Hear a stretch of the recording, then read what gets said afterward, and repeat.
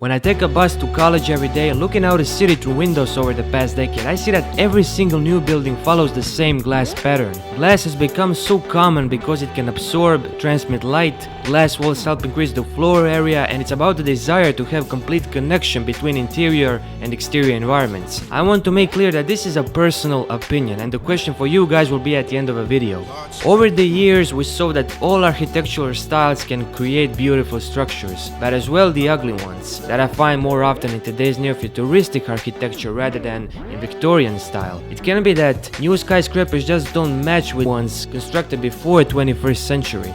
Neo-futurism design builds seemingly impossible forms and innovative structures that have never been done before. Neo-futurist architecture is identified with structures that seem to defy natural physics, which were only previously seen in sci-fi movies. I mean, why don't they build a spaceship then? Here are the few examples, starting with 8th Spur Street, known as New York by Gerhe, skyscraper located in front of Brooklyn Bridge. This eyesore, that's how I think of it, destroys the view at One World Trade Center. Looks like aliens do exist and soon will take over the world after they landed a spaceship here. Seriously guys, this is the reason I miss the good old New York skyline with twin towers. Don't wanna mention new proposed skyscrapers, as they all apparently has to be tallest as possible. Sorry Empire State Building.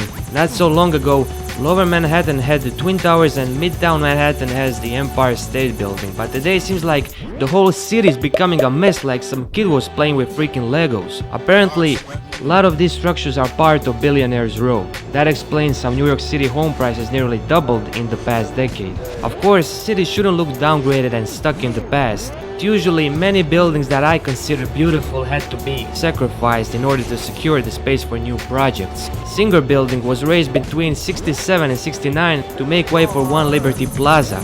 Now you may be thinking, what an ugly box to replace such a beautiful building. Well, capitalism, my friends, and it's also a matter of personal taste. However, it seems like voluntary demolition has become a thing in the 21st century. Need more office space? Destroy the old building and build a new one. Until 20th century, architecture was beautifully impersonal and repetitive, but a lot of effort and attention was devoted. It wasn't until modernism when architect became a distinctive individual with a unique vision. Suddenly, all architects began to compete and to create the most outlandish and shocking forms. Main weapon they used was height. Nevertheless, New York kind of follows the imaginary rule, which is limitation of building's height. Freedom Tower rises to a height of 1,776 feet, a deliberate reference to the year when United States Declaration of Independence was signed.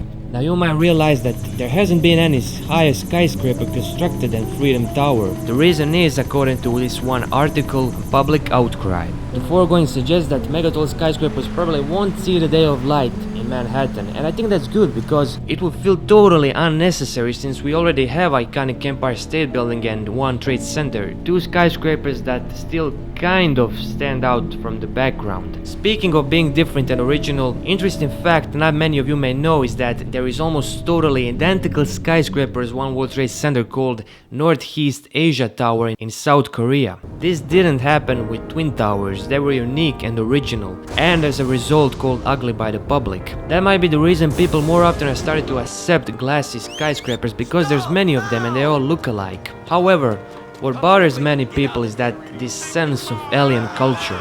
In Asia, glass towers have become the norm, and looks like New York City is recently so inspired by Asia with the bundling of all glass together at Hudson Yards. That makes it seem out of place. Well, aren't all today's buildings out of place? Neo-futurism brought designs our planet never seen before except in sci-fi movies. While it's all a matter of personal taste, location for glassy buildings should be carefully considered, because you know, it's a totally different story with Dubai, since construction boom began there in 1980s, so all the structures look alike. Thanks for watching, and it will be interesting to see your opinions down in comments as always.